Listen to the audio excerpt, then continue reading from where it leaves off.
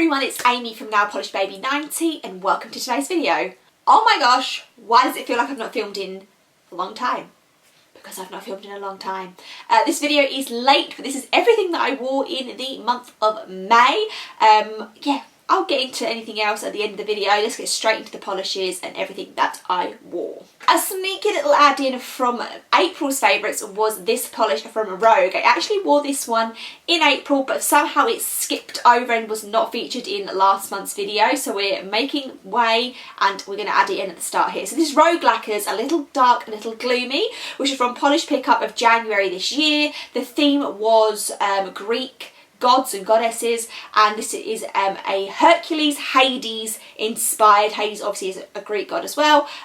It's meant to be like Hades' hair. It's the Rogue Lacquer goodness. It's all the flakes, it's all the shimmer, it's all the shift, it's everything that I needed and more. Obviously I'm obsessed. So this was very late, but 2 coats of a little dark, a little gloomy by Rogue Lacquer. And now on to everything I did actually wear in May. We're going to do mainstream first, so we just have one, and this is an OPI, and it is called My Colour Wheel is Spinning. This is a really great linear holographic. I've shown a few of these from this collection, which I believe was Christmas 2021. I've shown quite a few from this range and all the hollows have been amazing, great quality, really opaque, really holographic, which is not always done with OPI mainstream, I guess in general, holographics. I will say that I feel like I have this colour in my collection in a few other brands. This one might not be staying with me in my hoard of collection behind me, but purely just because I feel like I have other polishes that are dupable of this and I'm trying to be better.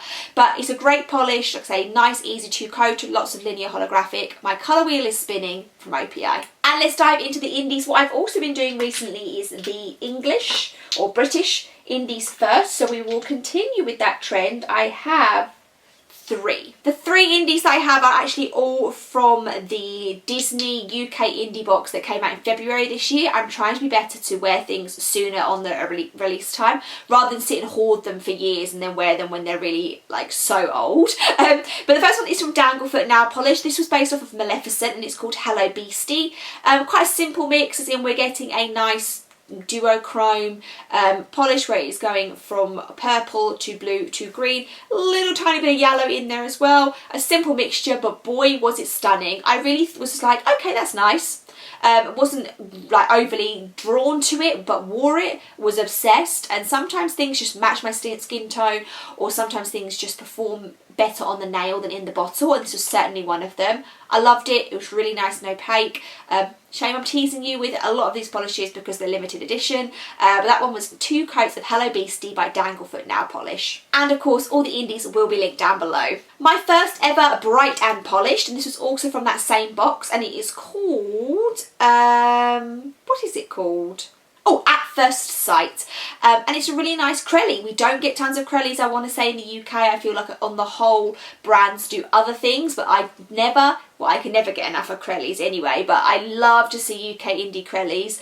So this is a really nice light pink base, and then there's a grey, a little bit of a multi-chrome and almost like an orange. Hopefully the close-ups will show you better, but there's certainly a few different tiny little ripped shredded flakes. It built up to be really opaque very quickly. It was a great first impression, and I certainly will be keeping my eye out for this and shopping from their website very soon. So 2 coats of At First Sight from Bright and Polished. And the third one is also another UK indie to me, which is called Polychroma, and it's called I'm Home. Also from that same Disney box, and this I think was meant to be Dory and Marlin inspired, which is therefore bringing one of my favourite mixtures, which is like an orangey bronze in a blue base. Love that. It's one of my favourite combinations. It was really opaque. Again, a really great first impression, and that's why I love the boxes that are like this, because it kind of forces you out of your comfort zone or forces you to try things that you might not necessarily. But certainly since I've had these 2 new UK indies that I just mentioned, I've been on the websites, I've been looking, I've been keeping my eyes on some things. Really nice deep blue, lovely pop of orangey colour in there. Very impressed. So 2 coats of I'm Home from Polychroma. Going international, we're going to get on obviously by Dany. Vianna is also another international brand that we do mention a lot on this channel. This is called Renoir and it's from the Painters collection or Artists collection. This actually premiered at PBE last year and I'm getting serious feels and nostalgia and sadness that I'm not going to be at PBE this year, which is taking place in Chicago in July. I had an amazing time last time, but that's beyond the point. This premiered there. I picked it up later on because I had buyer's regret that I didn't get it. It's a really ugly pretty mixture where you're getting a lovely olive green base with mainly a pink flake in there. The flake does kind of transform and shift within, but on the whole you're getting the green and pink, which is an ugly pretty collection and combination that I really enjoy. I love things that shouldn't make beautiful polishes that do. It was a 3-coater, but I loved Renoir by Dany Vianna. I think that leaves us back to the American brands to finish us off. We'll do our hair polish first because hair polish is a brand that hasn't existed for maybe 6 or 7 years now, but I'm still working through my underrides. This one is Cosmo Blossoms, and it's a really, really nice light lavender, grey toned lavender. I want to say this maybe has faded over time because I think in my mind it was a bit of a brighter colour in person, or maybe slightly more pink, whereas now it's more purple. Again, it's a colour combination that shouldn't work. It's a lavender pink, pinky purple with green glitters. Shouldn't work, but it totally does, and I just love these weird mixtures that come from hair polish, and that's why I still look forward to wearing them even though they're very old now. This was a 3-coater, but I loved it, and it's Cosmo Blossoms by Hair Polish.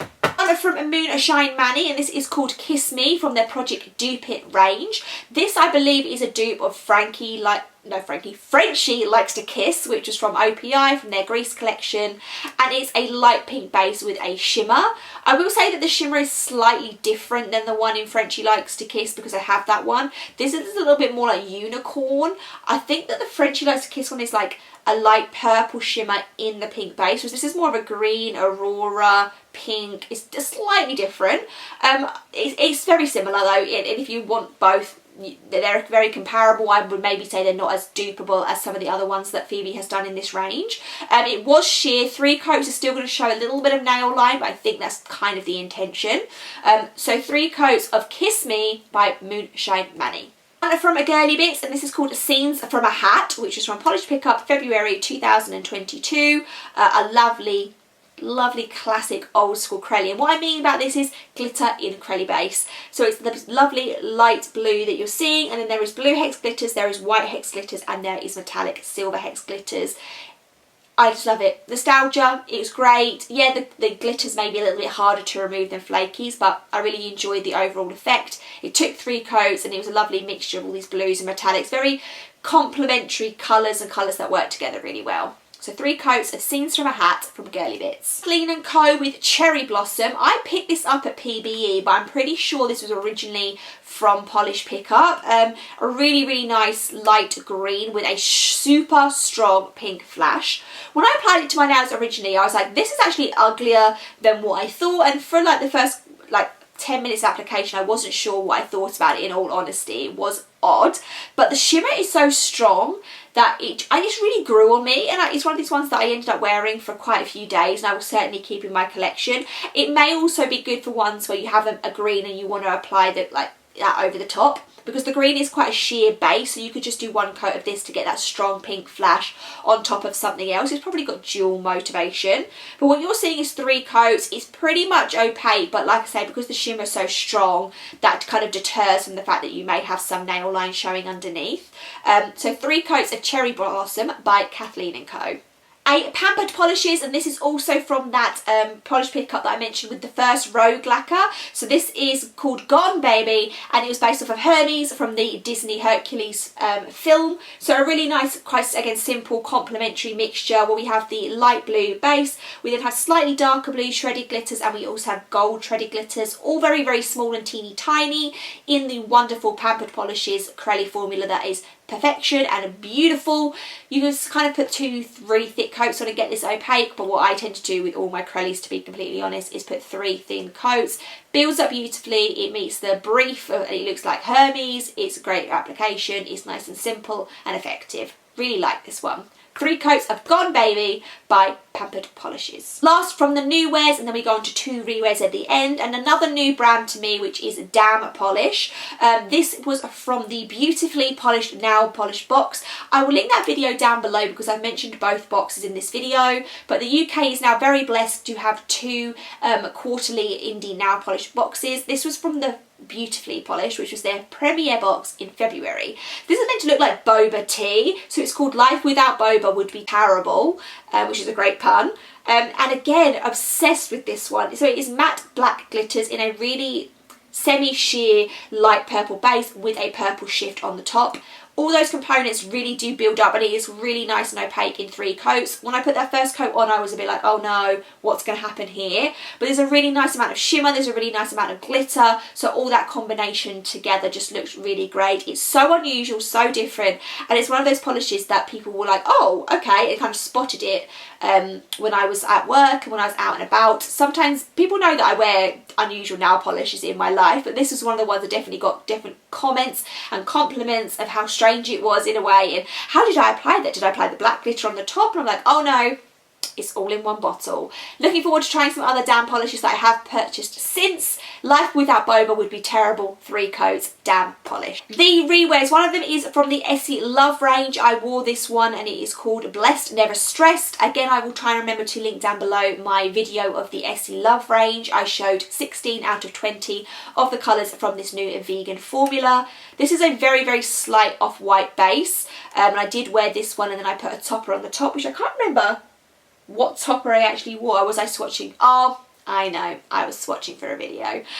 So yeah, I use this as a base, and it's a really great, nice clay, 1 drop of grey, off-white. You can get it opaque in 2 or 3 depending on your application. But yeah, I re-wore that one pretty quickly after originally wearing it. And I pulled out an old 9-0, and this is Owl Assessment from the, oh my goodness, Animal Crossing game inspired collection, because I've started replaying Animal Crossing, so I thought I would drag this one out. It's meant to look like the fossils that you take to the owl to be assessed, therefore the name Owl Assessment. It's a really nice dark blue with tons of micro glitters in there, so that was 2 coats of Owl Assessment by 9-0 Lacquer. So a little bit late, so I do apologise for that. Without getting too, again, making this video hundreds of hours long, I was in Portugal when over the end of May into the start of June, and I had a really, really lovely hot summer holiday with my family, so it was just pushed videos back because I wasn't organised enough to pre-film and have them scheduled, because I'm just failing in YouTube uploads, it feels, recently. But I will try and be more on track. I have tons of videos that I want to film. It's just waves of this. Sometimes there's lots of content, sometimes there's just weekly, but I will try and keep to at least that weekly schedule going throughout the summer. So let me know what some of your wears and what you liked from May. If you liked any of mine, if you have any comments, leave them all down below. And I will see you hopefully a bit sooner than my last video very shortly. Bye.